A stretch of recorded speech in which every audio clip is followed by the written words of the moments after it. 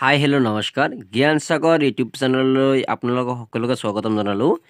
আজি আমি ক্লাছ 10ৰ মেথছৰ প্ৰথম চেপ্টাৰৰ অনুশীলনী 1.2ৰ কুৱেশ্যন নম্বৰ প্ৰথমটো কৰিবৰ কাৰণে চেষ্টা কৰিম। ইয়াতে দিয়া আছে প্ৰতিটো সংখ্যাকে ইয়াৰ মৌলিক উৎপাদকবোৰ গুণফল হিচাপে প্ৰকাশ কৰা। এতিয়া ইয়াতে প্ৰথমতে আছে 140। এই 140ক আমি কিভাৱে মৌলিক উৎপাদকৰ গুণফল হিচাপে প্ৰকাশ কৰিম তাৰ কাৰণে আমি চেষ্টা কৰি ষ্টাৰ্ট কৰি আছোঁ। এতিয়া আমি পোনপ্ৰথমে লিখিলোঁ যে প্ৰতিটো সংখ্যাকে মৌলিক উৎপাদকৰ গুণফল হিচাপে প্ৰকাশ কৰা। এতিয়া 140ক যদি আমি এইভাৱে কৰোঁ যে 140ক যদি 2ৰে হৰণ কৰোঁ কেইবাৰ যায়, এই 14 ভিতৰত 7 বাৰ যায়। তাই 7 বাৰ গ'লে 14 7 গুণ 14 হ'ল, 14 তলত বহাই দিলোঁ, বিয়োগ কৰোঁতে 0 পালোঁ আৰু শূন্যটো উঠাই ওপৰত বহাই দিলোঁ। এইভাৱে কিন্তু হৰণ কৰিলে আমাৰ এনচাৰটো মৌলিক উৎপাদকটো নোলাব। সেইকাৰণে আমি কৰিব লাগিব এইভাৱে। ঠিক আছে গাইজ, এইভাৱে কৰিলে কিন্তু ভুল হ'ব। এতিয়া এই 2ৰে 14 ভিতৰত কেইবাৰ যায়, 7 বাৰ যায়। সেই 7টো তলত বহাব লাগিব আৰু এই শূন্যটো নামি আহিব। ঠিক আছে, আকৌ 2ৰে 70 কেইবাৰ যায়, 35 বাৰ যায়, 3 5, আকৌ 5ৰে কেইবাৰ যায়, 7 বাৰ যায়। এইভাৱে লিখিব লাগিব। আৰু এই 140ৰ যেতিয়া নেকি আমি এইভাৱে লিখি দিলোঁ যে 2 পূৰণ 2 পূৰণ 5 পূৰণ 7, তেনেহ'লে এই যিখিনি আমি সংখ্যা পালোঁ এই গোটেইকেইটা 2 5 আৰু 7 গোটেইকেইটা হ'ল মৌলিক সংখ্যা। আৰু এই মৌলিক সংখ্যাবিলাক আমি এই গুণফল হিচাপে ওলাই দিলোঁ। যিটো এটা সংখ্যা আছে, যিটো মৌলিক উৎপাদকবিলাক আমি ওলাই দিলোঁ। এই 140ৰ মৌলিক উৎপাদকবিলাক হ'ল 2 2 5 আৰু 7।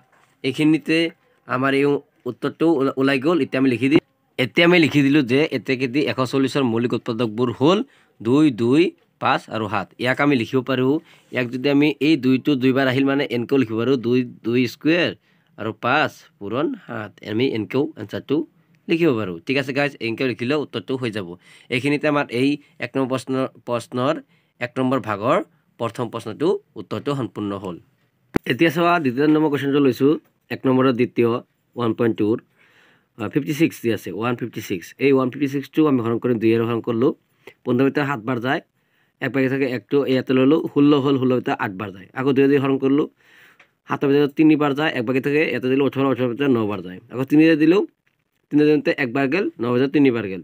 এতিয়া এইখিনি আমি পালোঁ মৌলিক উৎপাদক। ঠিক আছে, এই 156। এতিয়া আমি লিখি দিম যে 156 ইকুৱেল, এতিয়া আমি পোনপ্ৰথমে লিখি দিলোঁ যে 156 ইকুৱেল 2 × 2 × 3 × 13। আৰু ইয়াক আমি বেলেগ ধৰণে লিখিব পাৰোঁ। এতিয়া দুটা নম্বৰ 2 দুটা একে কাৰণে 2ক স্কুৱেৰ কৰি দিলোঁ আৰু 3 লিখিলোঁ আৰু 13 লিখিলোঁ। এনেকৈ আমি লিখিব পাৰি।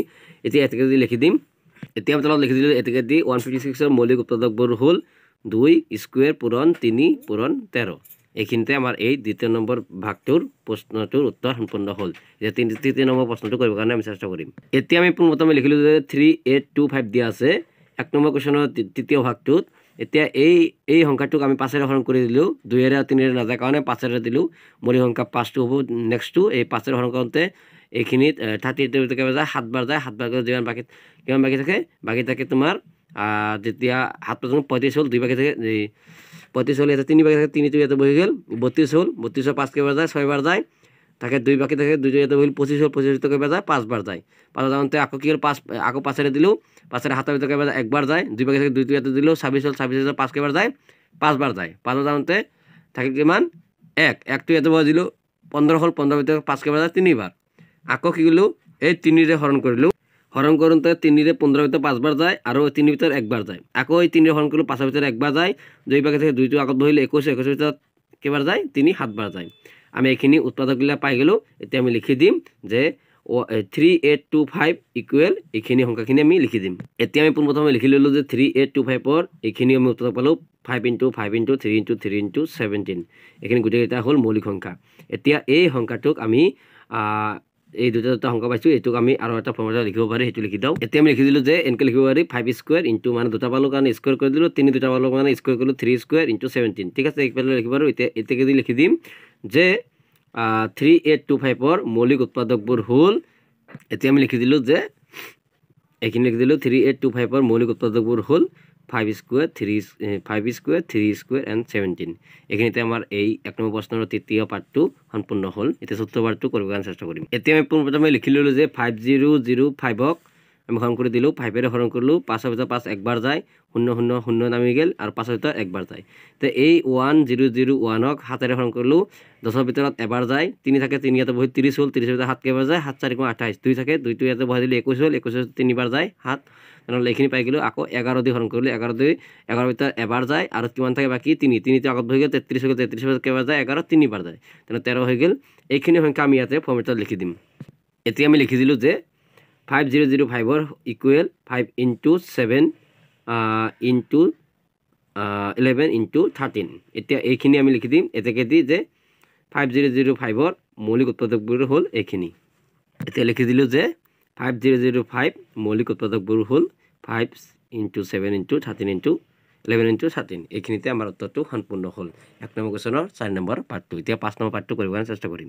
এতিয়া আমি লিখি দিলোঁ পঞ্চম ভাগটো যেটো 1 নম্বৰ কুৱেশ্যনৰ আছিল 7429 এই 7429 টো এটা লিখি দিলোঁ এতিয়া 17 ৰে হৰণ কৰিম যেতিয়া 17 ৰে হৰণ কৰিম এই প্ৰথম দুটা সংখ্যা হ'ল এইটো দুটা সংখ্যা আছে তোমালোকে মই ভাবি ললোঁ যে ক্লাছ 10 ষ্টুডেণ্ট যদি তোমালোকে হৰণটো জানা তথাপি মই অলপমান বেসিক লেভেলৰ ষ্টুডেণ্টকো বুজাবৰ কাৰণে চেষ্টা কৰি আছোঁ কাৰণে মই হৰণটো কৰি দিলোঁ কিভাবে কৰিব লাগে যে এই 17 টু এই 74 দুটা সংখ্যাৰ ভিতৰত যাব লাগিব এই দুটা সংখ্যাৰ ভিতৰত যাবৰ কাৰণে মই কি কৰিম ফাৰ্স্ট 78 এৰ পূৰণ কৰি চাম এই সাইডে পূৰণ কৰে কিবা যায় 4 গুণ 8 8 হাতে গ'লে 2 4 গুণ 4 4 2 6 68 হ'ল 68 টো এতিয়া এই 74 ৰ পৰা এই যেটো 74 আছে এই যেটো 74 ইয়াতে আছিল এই 74 টো ইয়াতে লিখি দিলোঁ 74 ৰ পৰা এই যেটো 68 পালো 68 টো বিয়োগ কৰি দিলোঁ বিয়োগ কৰোঁতে কিমান হ'ল এপে 1 ধাৰত লৈ 14 হ'ল 14 পে 8 গ'লে 6 থাকে আৰু 6 পে 6 গ'লে 0 তেনেহ'লে 6 বাকি থাকিল না নাই এই যে যেটো 6 বাকি থাকিল 6 টো কি কৰিম এই 2 ৰ আগত বহাই দিম 4 বাৰ গেল এই 2 ৰ আগত বহাই দিলোঁ 62 হ'ল 62 এটা 62 ক আমি কি কৰিলোঁ এই 3 ৰে 17 ক পূৰণ কৰিলোঁ তে 51 পালো এই 51 টো 62 পে বিয়োগ কৰিলোঁ বিয়োগ কৰোঁতে আমি 11 পালো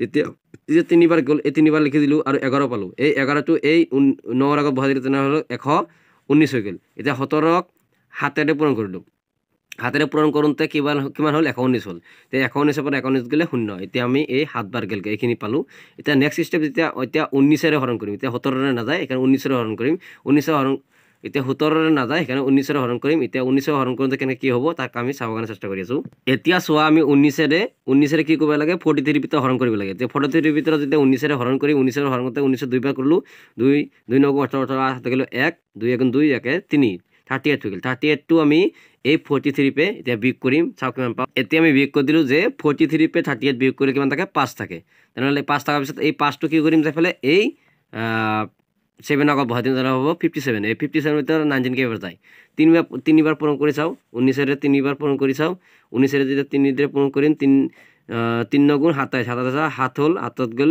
2 3 গুণ 3 3 2 5 57 তে 57 পাই গেলো এতিয়া এইখিনিতে হৈ গেল 3 বাৰ গেল আমি এখন 2 3 বুলি লিখি দিলোঁ ঠিক আছে গাইজ বুজি পাইছা এতিয়া আমি মৌলিক উৎপাদক লিখি গ'লো 17 19 আৰু 23 এই সংখ্যাটোৰ 7429 ৰ মৌলিক উৎপাদক বিলাক পালো 17 19 আৰু 23 এতিয়া আমি ইয়াতে লিখি দিম এতিয়া গাইজ আমি লিখি দিলোঁ যে 7429 ৰ ইকুৱেল 17 into 19 into 23 এই তিনিটা সংখ্যা আমি পালো মৌলিক উৎপাদক বিলাক এতিয়া আমি লিখি দিম যে এতেকে দি যে 7429 ৰ মৌলিক উৎপাদকবোৰ হ'ল 17 into 19 into 23 এইখিনিতে আমাৰ এই 1 নম্বৰ কুৱেশ্যনৰ 5টা ভাগে সম্পূৰ্ণ হ'ল এইখিনিতে আজিৰ ভিডিঅ'টো মই সম্পূৰ্ণ কৰিলোঁ সমাপ্ত কৰিলোঁ গাইজ যদি ভিডিঅ'গিলা ভাল লাগে আৰু যদি এনেকুৱা ভিডিঅ' তোমালোকৰ প্ৰয়োজন হয় তেনেহ'লে তোমালোকে চেনেলটো ছাবস্ক্ৰাইব কৰিবা লাইক কৰিবা শ্বেয়াৰ কৰিবা আৰু তোমালোকৰ যদি যিগিলা বন্ধু আছে বা তোমালোকৰ যিগিলা টিউশ্যন ল'বৰ কাৰণে কিবা অসুবিধা হৈ আছে বা কিবা বুজি পোৱা নাই এইখিনিপে তোমালোকে বিনামূলীয়াকৈ বুজিব পাৰিবা আৰু মই আশা কৰোঁ যে বোৰ্ডৰ যেটো ক্লাছ 10 ৰ এক্সাম হ'ব তাতে তোমালোকে